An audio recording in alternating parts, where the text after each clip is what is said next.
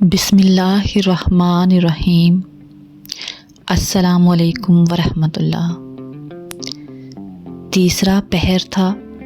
आसमान पर बादल गहरे छाए हुए थे। बारिश ज़ोरों से बरस रही थी। हवा में बिजली की सी गरज थी, जैसे कुदरत भी मेरे दुख पर रो रही हो। मैं कमरे के कोने में बैठी थी, दोनों नन्ही बेटियों को सीने से लगाए, और वो सुकून से सो रही थी। मगर मेरे दिल में एक तूफान बरपा था। दरवाज़ा ज़ोर से खुला और मेरा शौहर अहमद दरवाजे पर खड़ा था, चेहरे पर गुस्सा और हाथ में मेरा सामान। मैंने हैरानी से उसे देखा और उसके होंठों से जहर टपकने लगा। निकलो मेरे घर से। और मेरे कदमों तले ज़मीन निकल गई। मैंने लरजती आवाज़ में कहा, अहमद क्या हुआ? क्यों निकाल रहे हो मुझे? और वो चीख कर बोला, मुझे बेटियों की मां नहीं चाहिए। मैंने बेटे की दुआ मांगी थी और तुमने मुझे शर्मिंदगी दी है। मेरे हाथों में पकड़ी दोनों बच्चियां कांपने लगी और मैं सिसक कर इसके कदमों में जा गिरी। अहमद, खुदा के लिए ऐसा ना कहो। ये तुम्हारी बेटियां हैं, तुम्हारा खून है। लेकिन उसके चेहरे पर नफरत थी, मोहब्बत का कोई निशान नहीं था। उसने मेरा हाथ झटक दिया और धक्का देकर बोला, चली जाओ, वरना मैं खुद निकाल दूंगा। मैंने कांपते हाथों से अपनी बेटियों को लपेटा, चादर ओढ़ी और दरवाजे की तरफ बढ़ी। बाहर देखा, तेज बारिश थी, अंधेरा छाया हुआ था।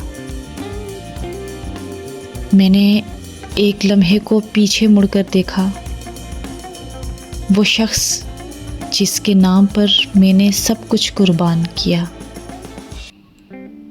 आज वही शख्स आंधी तूफान में मुझे तन्हा छोड़ रहा था। दरवाज़ा बंद हुआ और मेरी जिंदगी की आखिरी रोशनी बुझ गई। बारिश की बूंदें मेरे चेहरे पर पड़ रही थी और गली कीचड़ से भरी हुई थी। मैं नंगे पांव थी, मेरे कपड़े तर हो चुके थे। मैं चलती जा रही थी, बस चलती जा रही थी, और दिल में सिर्फ एक सवाल था, क्या माँ होना जुर्म है? मैंने आसमान की तरफ देखा, आंखों से आंसू भी बारिश में गुम हो गए। या अल्लाह, क्या यही इंजाम है सब्र करने वालों का? मगर कोई जवाब नहीं आया। बस बिजली गरजी और बादल चीखने लगे। चलते चलते एक पुरानी मस्जिद के सहन में जाकर बैठ गई। दोनों बेटियां सर्दी से कांप रही थी। मैंने उन्हें चादर में लपेट लिया। अब तो मेरे जिस्म से हरारत भी खत्म हो चुकी थी, मगर मां का दिल अब भी जल रहा था। उसी वक्त एक बूढ़ी औरत वहां आई उसने मुझे देखा और रुक गई। बेटी, तू इस हाल में कहाँ जा रही है? और मैं फूट पड़ी। मेरी आवाज़ कांप रही थी। मुझे घर से निकाल दिया गया। मेरी 2 बच्चियां हैं, कहीं जाने की जगह नहीं। बूढ़ी औरत ने मेरा हाथ पकड़ा और बोली, आजा बेटी, मेरे साथ चल। अल्लाह के घर से कोई खाली नहीं जाता। मैं उसके साथ एक छोटे से शेल्टर होम में पहुंची। वो औरत बीबी नसरीन थी, जिसने बेसहारा औरतों के लिए छोटा सा घर बनाया हुआ था। उसने मुझे पनाह दी, मेरी बेटियों को दूध दिया और मुझे सुकून का पहला लम्हा बख्शा। दिन गुजरते गए। मैंने वहाँ काम शुरू कर दिया। सफाई की, खाना पकाया, यतीम बच्चियों को पढ़ाया। मेरी दोनों बेटियां आहिस्ता आहिस्ता बड़ी होने लगी। उनके चेहरों पर रोशनी थी, मासूमियत थी, उम्मीद थी। मैं उन्हें देखकर हर रोज़ अल्लाह ताला का शुक्र अदा करती। और वक्त गुजरता गया, मगर अहमद की यादें मेरे दिल से मिट न सकीं। मैं अक्सर सोचती, क्या वो भी पछताया होगा? क्या उसे हमारी याद आई होगी? वो रात, जिस रात उसने मुझे बारिश में धकेल दिया था। फिर एक दिन किस्मत ने वो कर दिखाया जो मैंने कभी सोचा भी ना था। वक्त गुजरता गया। अब मैं वो नबीहा नहीं रही जो बारिश में रोकर अपने शोहर से रहम मांग रही थी। अब मैं एक माँ थी, एक मजबूत माँ, जिसे अपनी बेटियों के सिवा किसी का सहारा नहीं था। बीबी नसरीन के घर से मैंने अपनी ज़िंदगी का नया आगाज़ किया। शुरू में मैंने बर्तन धोए, सफाई की, कपड़े धोए। लोग मुझ पर तरस खाते थे, लेकिन मैं तरस नहीं मांगती थी। और मैंने फैसला कर लिया था कि मैं अपनी बेटियों को कभी किसी के सामने झुकने नहीं दूंगी। शाम के वक्त मैं इन्हें पढ़ाती थी और रात को मैं खुद पढ़ती थी। और फिर आहिस्ता आहिस्ता किस्मत मेरे हक में मुड़ने लगी। मुझे एक कंपनी में छोटी सी मुलाजमत मिल गई। बहुत मेहनत से मैंने अपना मकाम बनाया। लोग हैरान होते थे कि एक अनपढ़ औरत इतनी समझदार कैसे हो सकती है, और मैं बस मुस्कुरा देती थी। उन्हें क्या मालूम कि दर्द सबसे बड़ा उस्ताद होता है। साल गुजरते गए, मेरी बेटियां जवान हो गईं। एक माहिर कंप्यूटर और दूसरी अकाउंटेंट। मैं उन्हें देखती तो दिल में शुक्र अदा करती। वही बेटियां जिन्हें उनके बाप ने नहुसत कहा था, आज मेरी ज़िंदगी की सबसे बड़ी रहमत बन चुकी थी। एक दिन ऑफिस में खबर आई कि हमारी कंपनी का नया जनरल मैनेजर आ रहा है। सब खुश थे, हलचल थी। मैंने भी अपना काम संभाल लिया। मैं एक फाइल तरतीब दे रही थी कि दरवाज़ा खुला। मेरी सांस रुक गई। सामने वही शख्स खड़ा था, मेरा शोहर अहमद। मेरे हाथ से फाइल ज़मीन पर गिर गई। चंद लम्हे मैंने उसे देखा और फिर मैंने नज़र झुका ली और जैसे वक्त थम सा गया। बारिश की वो रात, उसका चेहरा, उसकी आवाज़, सब कुछ आंखों के सामने आ गया। अहमद के चेहरे पर नदामत थी। वो बूढ़ा लग रहा था। उसके बालों में सफ़ेदी थी। मुझे देखकर वो चंद लम्हे चुप रहा और फिर आहिस्ता से बोला, तुम नबीहा? और मैंने उसकी आंखों में देखा। जी, वही नबीहा जिसे आपने बारिश में निकाला था। और कमरे में खामोशी छा गई। अहमद ने नज़रें झुका ली।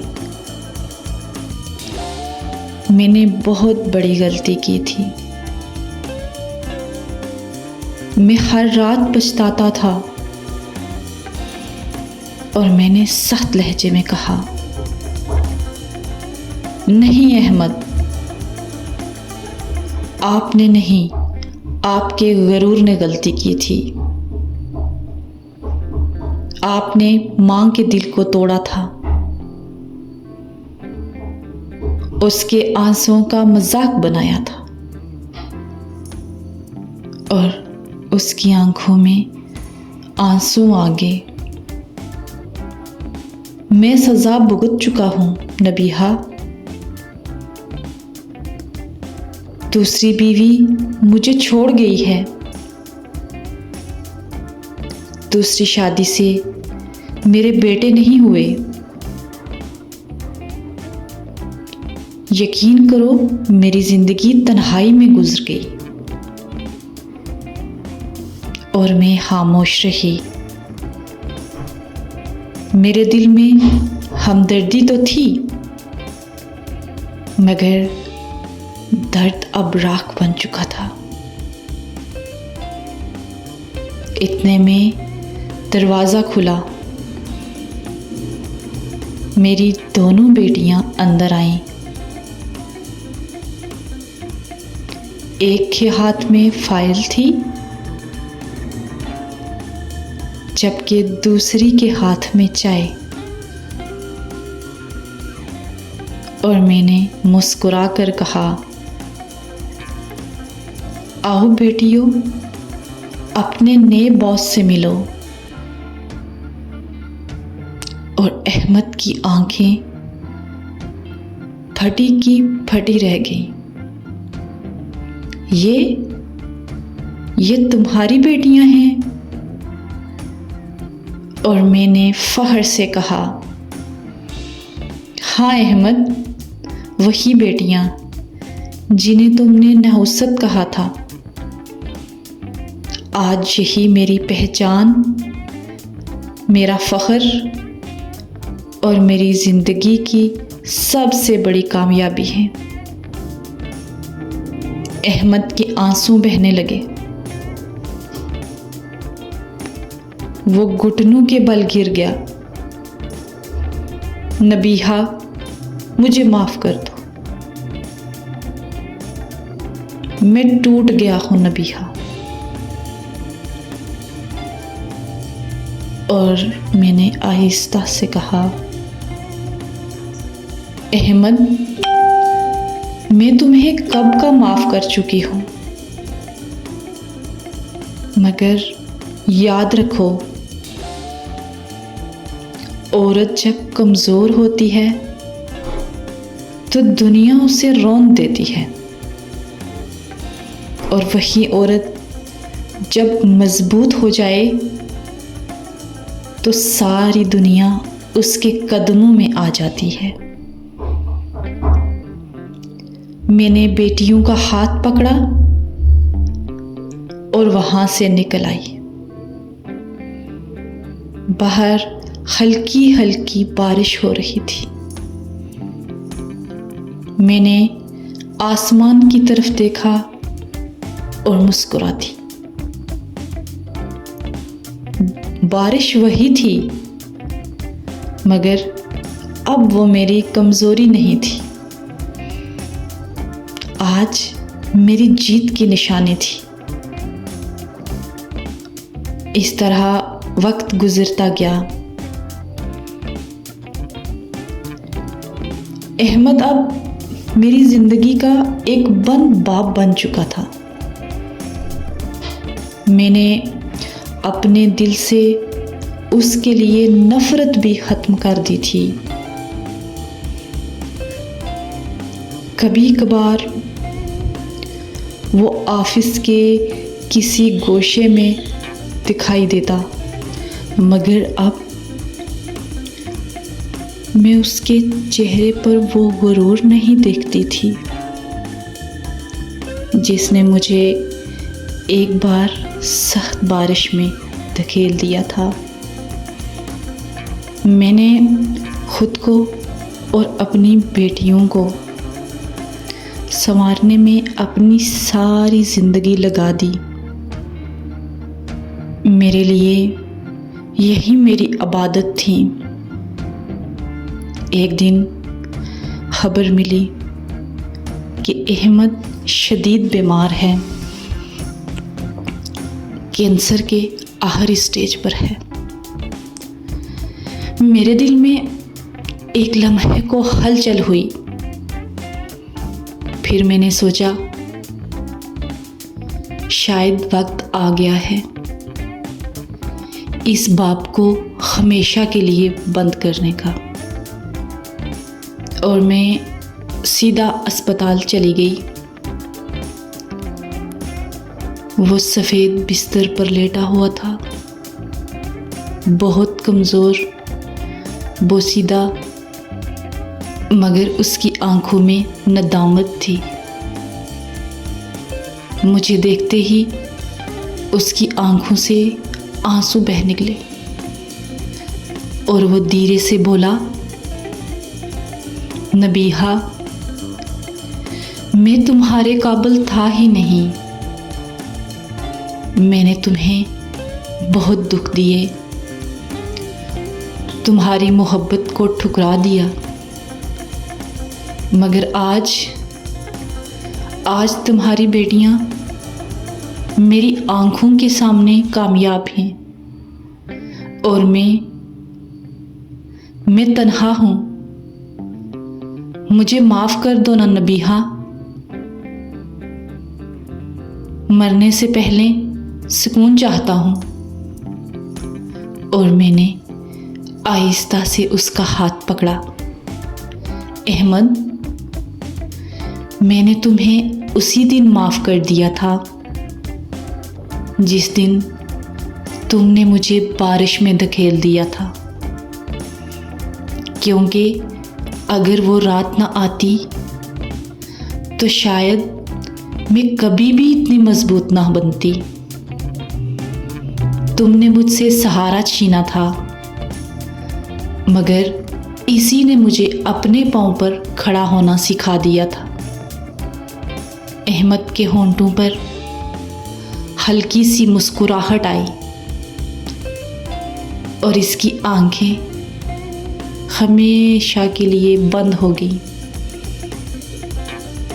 मैं खामोश खड़ी रही। ना खुशी थी ना गम, बस सुकून था।